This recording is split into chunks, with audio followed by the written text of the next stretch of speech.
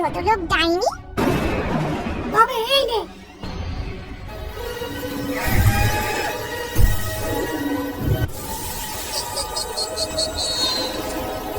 অন্যান্য ভূতেরাও সব দূর থেকে তাদের লড়াই দেখছে। আমার কথা তোমরা শুনবে তো? হ্যাঁ শুনবো, তুমি আমাদের ফয়সালা। আমগুলো যেন দিন দিন আরো মিষ্টি হয়ে যাচ্ছে। আম তো নয়, যেন মধু খাচ্ছি। যা বলেছিস, কত আম খেয়েছি, কিন্তু এমন মিষ্টি আম কোথাও দেখি নাই। এই গাছের আম শুধু তোর আর আমার, অন্য কেউ এর ধারে কাছে এলে তার অবস্থা খারাপ করে দেব। এইভাবেই তাদের দিনগুলো কাটতে লাগলো। একদিন ডাইনি বাইরে থেকে ফিরে এসে দেখে এক বৃদ্ধ ভূত গাছের নিচে পড়ে থাকা আম কুড়িয়ে খাচ্ছে। এই দেখে ডাইনি তো প্রচন্ড রেগে যায়, কাছে গিয়ে বলে, আর তোর এত বড় সাহস, তুই এই আম গাছের আম কুড়িয়ে খাচ্ছিস? না না, আমার ভুল হয়ে গেছে, আর আসবো না, এবারের মতো ক্ষমা করে দাও। কথাটা যেন মনে থাকে, না হলে তোকে এই জঙ্গল থেকে নিরুদ্দেশ করে দেব। না না, আমি চলে যাচ্ছি, এই নাও তোমার আম, আমি আর আসবো না। তখনই পরি সেখানে আসে। কি রে, কি হয়েছে? দেখ কত বড় সাহসের, আমাদের আম গাছের আম কুড়াতে এসেছে। তাই নাকি রে? তোর তো বিশাল সাহস। যা, গিয়ে পাখিদের বলে দিবি কেউ যেন এখানে আম কুড়াবার সাহস না করে।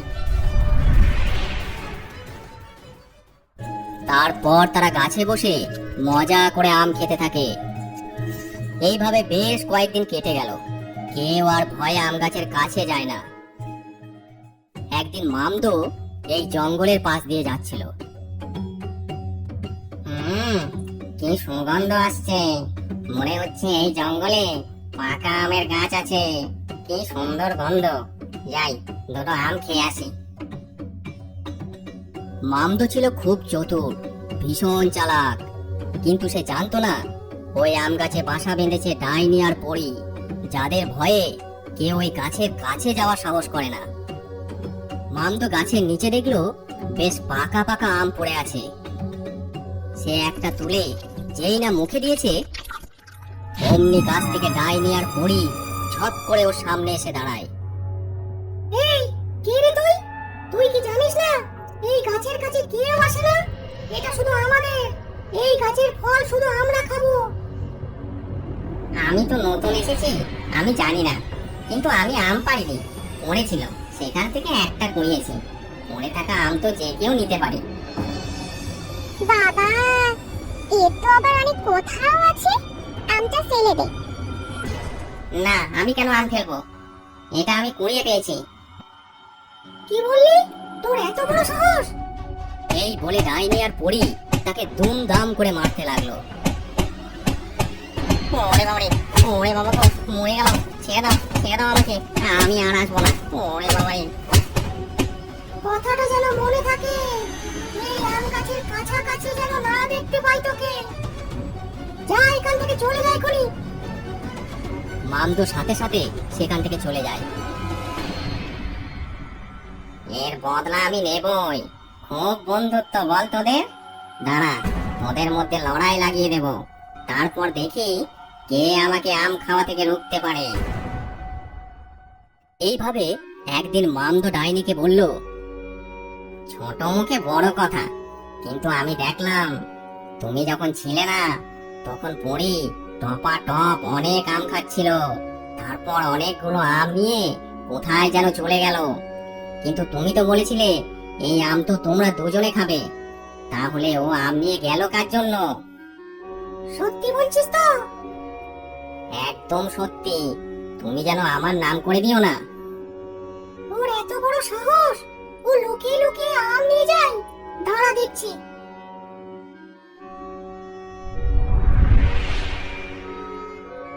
তারপর মামদো পরীকে গিয়ে ডাইনির জন্য একই কথা বলল। পরীও রেগে আগুন। দুজনাই আম গাছে বসে আছে। কি ব্যাপার বলতো? দিন দিন গাছের আম এত শেষ হয়ে যাচ্ছে কেন? দুজন ছাড়া কি কেউ এই আম গাছের আম খাচ্ছে? আমি কি করে বলবো? আমি কি আম গাছ পাহারা দিই?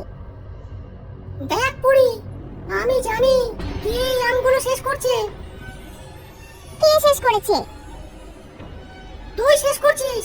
কি ভেবেছিস আমি জানতে পারবো না? তোর সাথে এই আম গাছে বাসা বাঁধাটাই আমার ভুল হয়েছে। আজ থেকে এই কাজ শুধু আমার। তুই চলে যা এখান থেকে।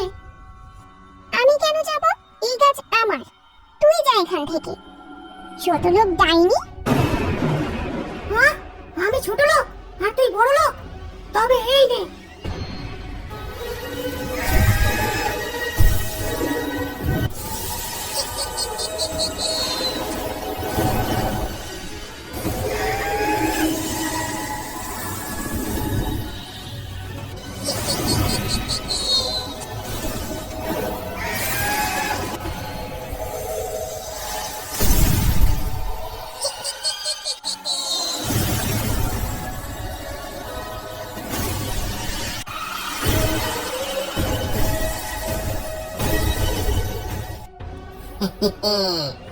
দেখ কেমন মজা, আমাকে আমের জন্য তোরা মেরেছিলি, এবার দুজনারই লড়াই লাগিয়ে দিয়েছি। কি মজা, কি মজা। ডাইনি আর পরীর মধ্যে অনেক রাত পর্যন্ত লড়াই চললো।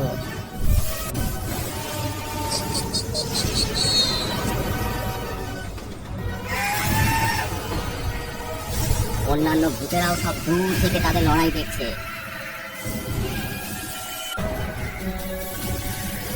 একসময় দুজনাই ক্লান্ত হয়ে পড়েছে। তখন তারা অন্যান্য ভূতেদের উদ্দেশ্যে বলল, তোমরা এর বিচার করে বলে দাও কে এই আম গাছে থাকবে। হ্যাঁ, তোমরাই বিচার করো। কেউ ভয়ে এগিয়ে আসে না। ওদের মধ্যে এক বয়স্ক ভূত ছিল, সে পেছন থেকে এগিয়ে আসে। আমার কথা তোমরা শুনবে তো? হ্যাঁ শুনবো, তুমি আমাদের ফাইসাল্লা করো।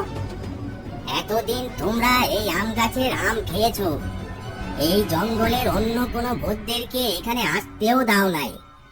আজ থেকে এই আম গাছ কারো নয়, সবাই এই আম গাছের আম খাবে, কেউ কাউকে বাধা দিতে পারবে না।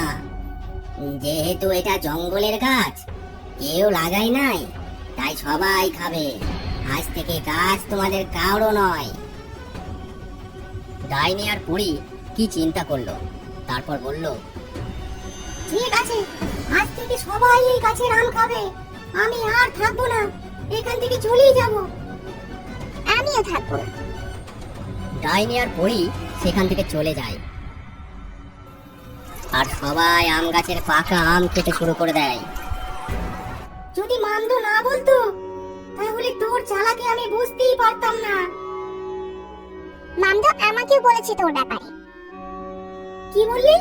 মান্দ তোকেও বলেছে? হ্যাঁ, বলেছে তো। তার মানে বুঝতে পেরেছি। তার মানে এই সবই মান্দুর কারসাজি। দাঁড়া, বেটাকে দেখাচ্ছি মজা। ওই মামদোকে দেখে নেব। তবে ভালোই হয়েছে, গাছের আম সবাই খাক। চল আমরা অন্য কোথাও যাই। তারা দুজনেই বুঝতে পারলো এটা মামদুরি কারসাজি। তারপর তারা এই জঙ্গলে আর আসে নাই।